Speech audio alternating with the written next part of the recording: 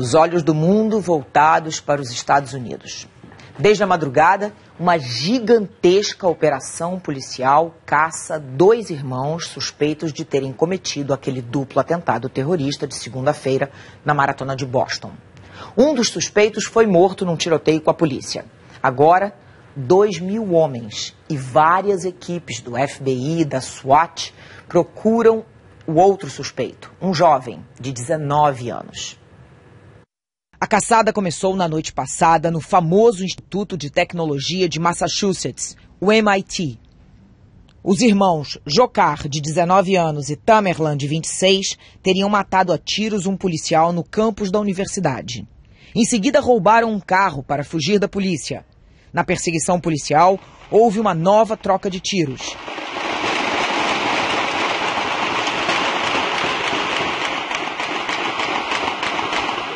Segundo as autoridades, os jovens jogaram explosivos no caminho da polícia. As autoridades informaram que o irmão mais velho foi ferido gravemente. Chegou a ser socorrido, mas não resistiu e morreu. Ele teria explosivos amarrados ao corpo. O mais novo, Dzhokhar, conseguiu fugir. Desde então, os policiais fazem uma grande operação para encontrá-lo. Para que a caçada dê certo, as autoridades pediram que os moradores de toda a região de Boston se tranquem em casa e só abram as portas para um policial devidamente identificado. As batidas são de porta em porta em busca do jovem foragido. As universidades, escolas e o comércio da região estão fechados. Os transportes públicos estão suspensos. Apenas os táxis voltaram a circular. O prefeito de Boston, Thomas Menino, disse que está orgulhoso do trabalho dos policiais e da população e garantiu que a cidade é forte o bastante para passar por isso. Os 2 suspeitos são de origem chechena e teriam se naturalizado americanos no ano passado. A família teria se mudado para os Estados Unidos há cerca de 10 anos. Ruslan, que é o tio dos jovens, mora no estado americano de Maryland. Ele disse que está envergonhado e chocado. O tio dos rapazes disse que se ajoelharia diante dos parentes dos mortos e feridos para pedir perdão. Ruslan Alvitsarni acredita que outra pessoa influenciou os jovens a se tornarem radicais. Ele fez um apelo ao sobrinho foragido. Pediu que Dzhokhar se entregue e peça perdão pelo que fez. Calcula-se que mais de 1 milhão de pessoas estejam isoladas em Boston e nos subúrbios da cidade por causa do cerco policial. Vamos então a Boston, ao vivo. Quem está lá acompanhando tudo é a repórter Sandra Coutinho. Sandra, gostaria que você explicasse, porque na verdade é muito mais do que 1 milhão de pessoas, né? As autoridades isolaram não só a área da cidade de Boston, mas todos os arredores, e a gente pode calcular aí que são 4 milhões de pessoas que nesse momento estão prejudicadas por esse cerco policial, essa caçada humana. Mas como disse o prefeito Tom Menino, as pessoas estão colaborando com a polícia porque elas também estão muito apreensivas. Todo mundo tem uma sensação de medo nesse momento, Leilani. Como dizia um policial agora há pouco, um jovem que tentou atacar um policial que nem sequer tinha abordado ele, como foi o caso desse policial lá no MIT, no Instituto de Tecnologia de Massachusetts, durante a madrugada, é uma pessoa que está disposta a tudo, há uma sensação de insegurança, por isso as pessoas estão colaborando com a polícia, não estão preocupadas com suas vidas cotidianas, com a vida normal. Isso já se sabe que hoje não é uma sexta-feira normal aqui em Boston. Às 8 horas da manhã, o governador do estado de Massachusetts, Deval Patrick, foi à televisão, convocou a cidade a ficar em casa, os moradores todos a permanecerem em casa, revelou que o suspeito mais velho tinha sido morto, Tamerlan tinha sido morto pela polícia durante uma operação durante a madrugada, pediu que as pessoas de Boston fiquem em casa e disse que as buscas estavam se concentrando na cidade de Watertown. Mais tarde, um outro policial do FBI de Watertown foi à televisão e disse que 70%, por volta de 2h30 da tarde, horário daqui da costa leste dos Estados Unidos, 3h30 da tarde pelo horário de Brasília, avisou que aproximadamente 70% da cidade de Watertown, uma cidade pequena, já tinham sido vasculhados. Por isso se acredita que não só o suspeito não esteja mais, talvez não esteja mais na cidade, tanto que a polícia está ampliando a área da busca. A polícia também informou que durante a tarde iam ser detonados controladamente alguns explosivos que foram encontrados na casa dos suspeitos. Houve uma busca policial na casa onde moravam os irmãos Tsarnaev. A mulher de Tamerlan foi retirada da casa com a filha de 3 anos do casal no colo. A polícia continua vasculhando, eles tocam a campainha das casas, entram, se identificam como policiais, entram nas casas, vasculham quarto por quarto, como disse um policial agora há pouco, do porão ao sótão da casa.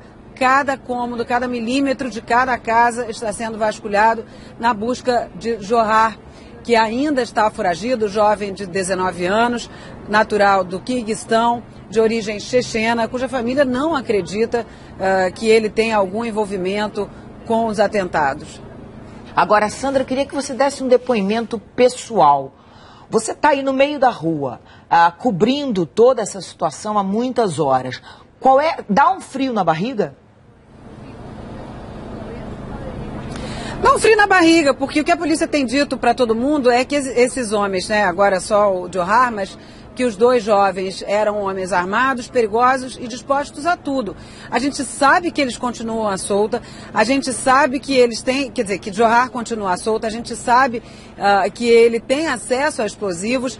A polícia também procurava por um carro no qual ele estaria circulando pela região, tentando fugir. Não se sabe se ele viria ao centro de Boston, não seria a coisa mais inteligente a se fazer, né, Leilani? Mas a cidade que a gente tem acompanhado há quase uma semana, pelo menos há 5 dias aqui, está mais vazia do que nunca. O comércio não conseguiu abrir, os cafés onde a gente estava se abastecendo, os restaurantes, tudo aqui nessa região que é bem central. A gente está exatamente a 1 quarteirão de onde aconteceram os atentados, da linha de chegada da maratona, portanto uma área de enorme movimento aqui no centro de Boston. No quarteirão, na outra direção, tem a estação de trem central da cidade, que também está fechada hoje. O espaço aéreo de Boston está fechado. Quer dizer, está difícil sobreviver até mesmo para os jornalistas e para todo mundo. Por exemplo, o único lugar que ainda vende comida, água, etc., é um hotel onde o FBI ontem deu a entrevista coletiva revelando a identidade dos 2 irmãos.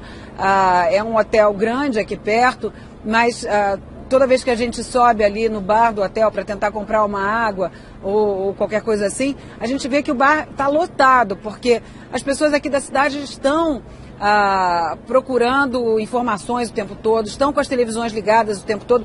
Pessoas que passam aqui pela calçada estão com seus telefones celulares ligados em televisões que têm aplicativos ao vivo, porque todo mundo quer saber, todo mundo quer acompanhar um momento no qual Johar vai ser preso. A expectativa para que ele seja preso a qualquer momento é enorme. E a gente acredita que isso vai acontecer nas próximas horas, Leilani, porque afinal um homem só não consegue fugir de 2.000 homens, de 30 agências entre FBI e polícia local. A gente espera que isso tenha um fim nas próximas horas, até para acabar com essa sensação de insegurança que todos nós que estamos aqui nas ruas de Boston estamos dividindo nesse momento. A gente consegue ver aí o tempo todo que você fala, quando aparece a imagem, que as ruas realmente estão muito vazias, né? Passa um táxi ou outro, a gente vê os policiais, um carro ou outro, mas praticamente não tem ninguém na rua, né? É o que você disse, as ruas, isso aí é o centro de Boston e a gente não vê ninguém passando. Os transportes coletivos continuam também paralisados, né?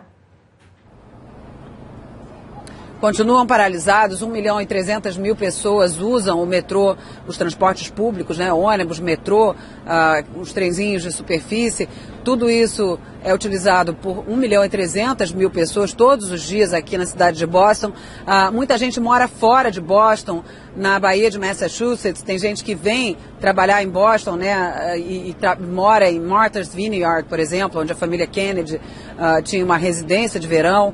Existem muitas pessoas que dependem não só de transporte terrestre, mas também pelo mar. e que não conseguiram chegar. O nosso hotel, por exemplo, é no Distrito Financeiro, uma outra área de movimento grande, principalmente de movimentos de grandes empresas estabelecidas aqui na cidade de Boston.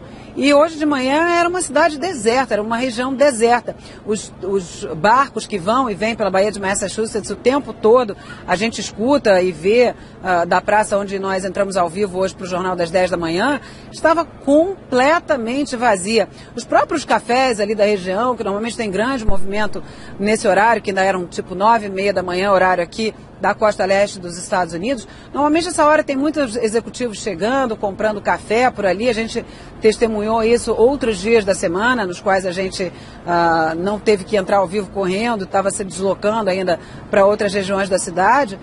Hoje não, hoje a praça estava completamente vazia.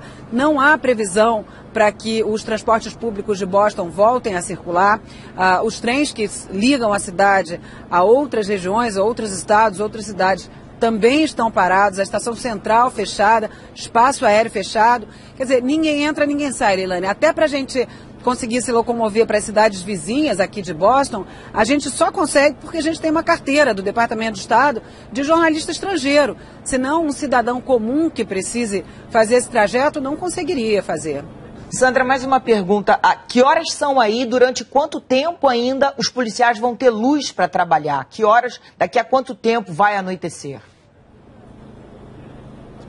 Olha, Leilane, tem anoitecido por volta de 6h30, 7 horas da noite. São 5h10, quase 5h15, né, nesse momento.